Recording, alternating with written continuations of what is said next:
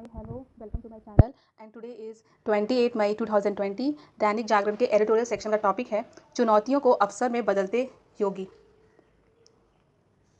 प्रधानमंत्री नरेंद्र मोदी और तत्कालीन भाजपा अध्यक्ष अमित शाह ने साल 2017 में जब उत्तर प्रदेश के मुख्यमंत्री पद के लिए योगी आदित्यनाथ का चुनाव किया था तो प्रदेश भाजपा में बहुत से लोगों को यह रास नहीं आया। वैसे ऐतराज करने वाले तो आज भी हैं, पर दुनिया के सबसे बड़े संकट से निपटने की कसौटी पर पार्टी के दोनों शीर्ष नेताओं का निर्णय खरा साबित हुआ। योगी देश के सबसे प्रभावी, ईमानदार और कठोर परिश्रमी मुख्यमंत्री साबित हुए हैं। कोरोना संकट और उससे पहले नागरिकता संशोधन कानून के प्रायोजित विरोध से वे जिस तरह निपट उसकी प्रशंसा पूर्वाग्रह व दुराग्रह से ग्रस्त लोगों को छोड़कर सभी करेंगे। दोनों चुनौतियों का सामना करने में उन्होंने न केवल पहल कदमी की बल्कि नवाचार भी दिखाया। नागरिकता कानून के विरोध में दंगा और हिंसा करने वालों से निपटने के उनके तरीके मिसाल बन गए। हाई कोर्ट की अति सक्रियता के सामने वे डट कर खड़े रहे और कानून में बदलाव से संकोच नहीं किया। इन दोनों संकटों में लोगों के ने नए योगी आदित्यनाथ को देखा। जो लोग उनकी आलोचना में प्रशासनिक अनुभव की कमी का मुद्दा उठाते थे, उन्होंने देखा कि 2-3 बार मुख्यमंत्री रहे नेता ज़्यादा अपरिपक्व नजर आए। दिल्ली सरकार ने 27-28 मार्च की रात जब 1.5-2 लाख मजदूरों की टीडीसी की बसों में बिठाकर उत्तर प्रदेश की सीमा पर बेसहारा छोड़ दिया था, तो उन्होंने रातों रात हजारों बसें भेजकर न केवल प्रदेश के बल्कि बिहार के लोगों को भी सुरक्षित पहुंचाया। कोटा से छात्रों को लाने के मामले में उनकी पहल कदमी को सबको अनुसरण करना पड़ा। योगी आदित्यनाथ संप्रदाय के हैं। वे गोरच पीठाधीश्वर हैं।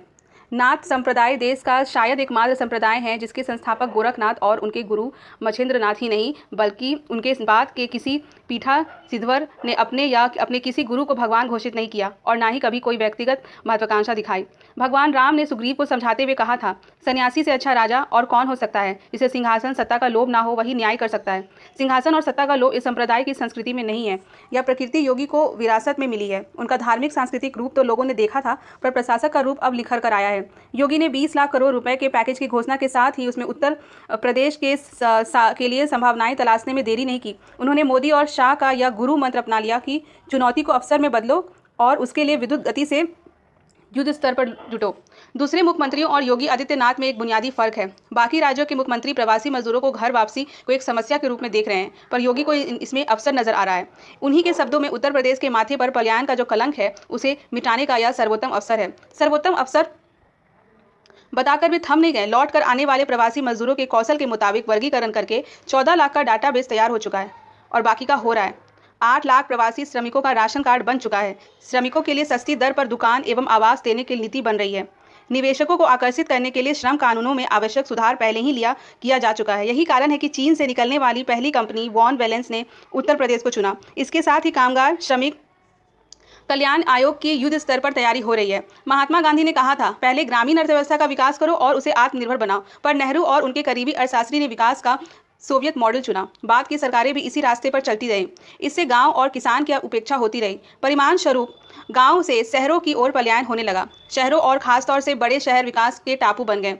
बिना किसी बुनियादी सुविधाओं वाले झुग्गी बस्तियां प्रवासी कामगारों की नियति बन गई। रोजगार की तलाश में गांव से शहर आने वालों की जिंदगी दिन पर दिन बदतर होती चली गई। 2011 की जनगणना के मुताबिक देश में प्रवासी मजदूरों की संख्या 45 करोड़ है, जो 2001 की जनगणना से लगभग 1/3 ज़्यादा है। सबसे ज़्यादा मजदूर उत्तर प्रदेश और बिहार के हैं। वैसे प्रवासी मजदूर बंगाल, मध्य प्रदेश, पंजाब, राजस्थान, उत्तराखंड, झारखंड, उड़ीसा से भी हैं। इन राज्यों के ज़्यादातर मजदूर महाराष्ट्र, गुजरात, दिल्ली, केरल, पंजाब, तमिलनाडु और केरल आते जाते हैं। समस्या की विकरालता का अंदाजा इससे लगाइए कि 45 करोड़ से 93% असंगठित क्षेत्र हैं जिनका अलग से कोई डाटाबेस नहीं है। केंद्र सरकार के आर्थिक पैकेज को ध्यान से देखें तो इसमें कृषि, ग्रामीण अर्थव्यवस्था और कुटीर, लघु, मझोले उद्योगों पर सबसे ज्यादा जोर है। मोदी का लोकल पर वोकल होने का नारा कोरा नारा नहीं है। यह राज्यों के लिए भी संदेश है कि विकास के पुराने मॉडल को बदलो। विकास के नए टापू बनाने के बजाय आर्थिक गतिविधियों का विकेंद्रीकरण करो। इस संकट में सबसे ज्यादा सहारा गाँवों ने दिया है, जो गाँव को बचाना और बढ़ाना है। इसलिए केंद्र सरकार देश में 1000 रर्बन औद्योगिक क्लस्टर का निर्माण करने जा रही है, जो गांव के करीब होंगे और शहरों जैसी सुविधा और रोजगार के अवसर देंगे। अन्य मुख्यमंत्रियों के विपरीत योगी आदित्यनाथ ने इस अवसर को लपक लिया। उनका उत्तर प्रदेश के माथे से पलायन का कलंक मिटाने का संकल्प और राज्य की अर्थव्यवस्था को एक नए पायदान पर ले जा सकता है। उन्होंने अभी तक जितने कदमों की घोषणा की है और जिन पर काम शुरू कर दिया है, वे सब जमीन पर उतर गए तो रिवर्स माइग्रेशन की शुरुआत हो जाएगी। 23 करोड़ की आबादी वाले प्रदेश में कोरोना के सक्रिय मरीजों की संख्या केवल 2700 के करीब होना बहुत बड़ी उपलब्धि है, पर योगी इन उपलब्धियों से संतुष्ट होने वाले में नहीं है। चुनौतियों को अवसर में बदलना उनका स्वभाव बन गया है। धन्यवाद।